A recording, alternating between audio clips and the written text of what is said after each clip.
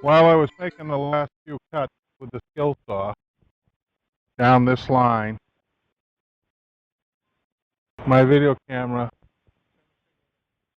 ceased operation. So we lost a little bit. But the next step is to take the handsaw and continue cutting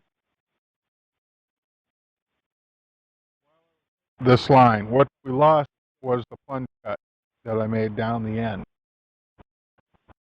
which I did similar to the plunge cut I did over here. So that's the only part we lost. So the next thing we want to do is finish this cut with a handsaw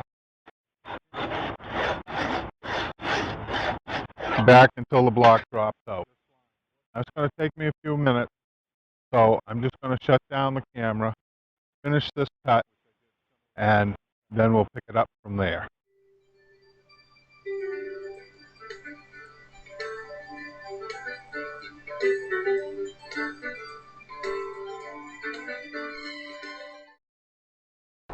So I'm almost got the piece ready to drop out.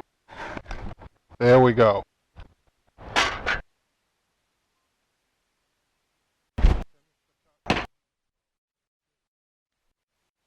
Now we can work on this face and the notch in between the two.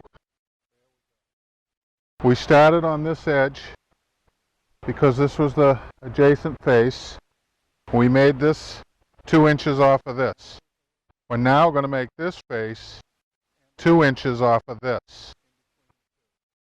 and carry that back to this side of the long notch.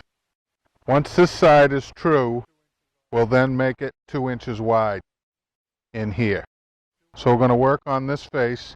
The first thing I want to do is check this with my caliper and see if it's 2 inches thick. We'll do that next.